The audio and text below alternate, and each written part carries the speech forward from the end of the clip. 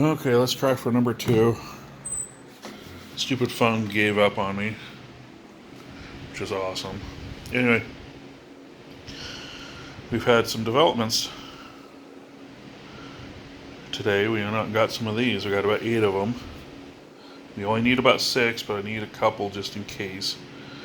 But we have awesome spoon carvings in this. This is a plinth, by the way. That's the side that would face the door. And that's the side that would face the baseboard trim. So this is what the baseboard trim looked like, because they stained it in place at the house that these are pulled out of.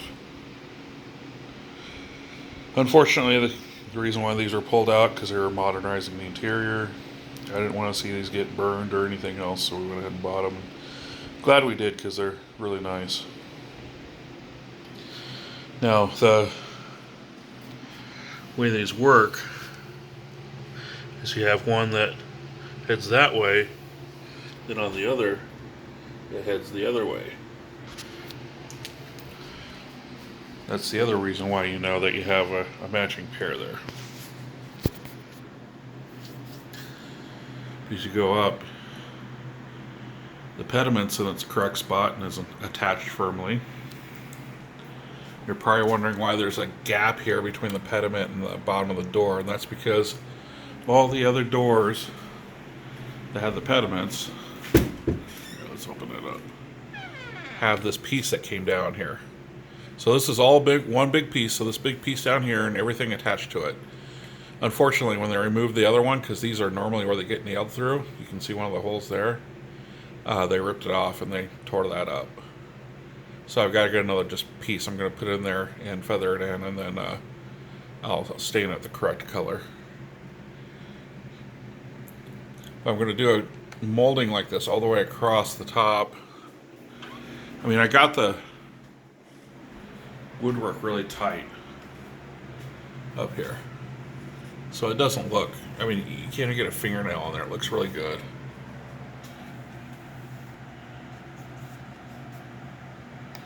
But I want to make it look really nice and get some of that molding and put it in there. You see this one. I'm going to set it across the top like that and do a return on the end. It's going to look nice. And it'll match everything else. If I just do a piece of oak down here, it's just going to look out of place without that molding on it. But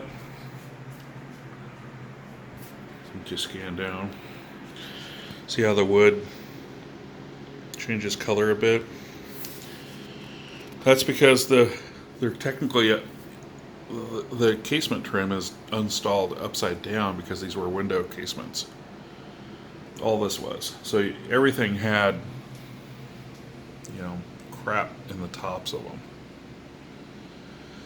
And you're going to think in this area is where it had the most smoke damage. And that's what stained the wood so bad. That's why there's such a variation in the look of the wood here. I mean, there's some spots that are rougher than others, and we'll deal with those.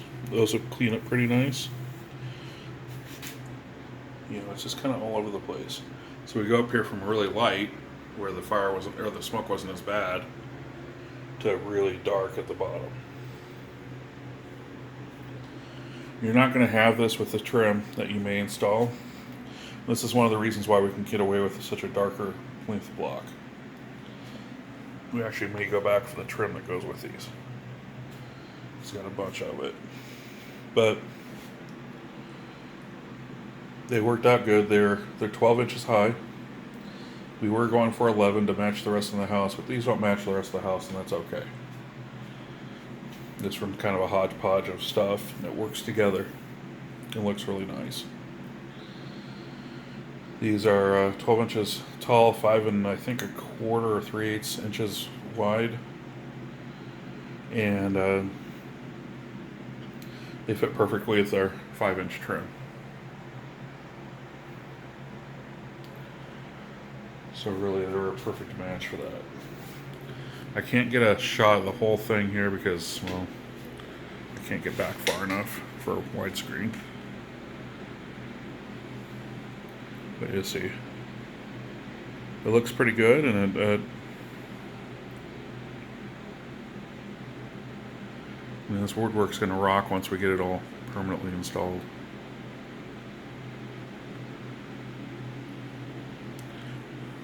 But the, like I said, I think it didn't show this in this video. We're going to get a piece of this trim and put it across the top, like that. And that's why I need that piece of oak down here that I'll color match, or get as close as I can. If this woodwork's sitting really tight against here, I can't get a fingernail even in there on both sides. I know they look like there's a gap, but there really isn't. It's just because of the way the coloring on the wood is, because of where the original trim to this was.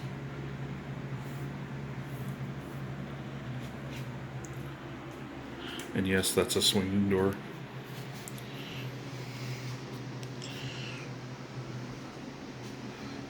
I mean, if you took the plinth and put it right up to the burnt wood, it's not that much difference. That's not what we're going for. This is not for drinking. We don't drink. We don't smoke or drink.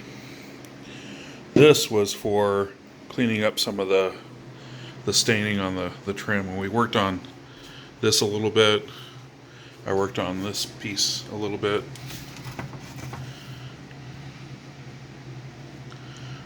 Which was looking pretty good. Even down here at the bottom, make sure I don't get the ceiling.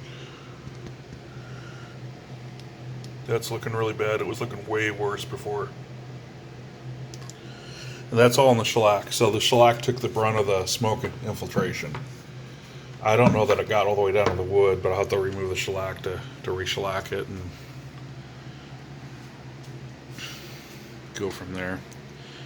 But anyway, I've been installing these upside down, so I've been putting the crap end on the bottom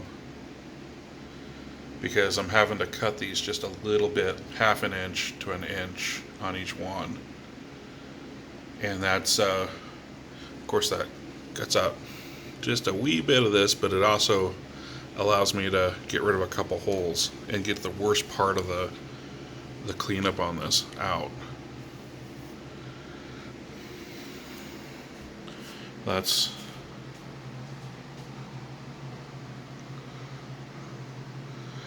So it's coming together.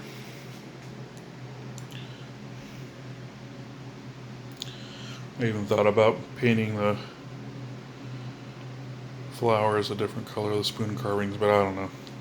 I want them to kind of pop out a little bit, but originally they're just painted black and called good.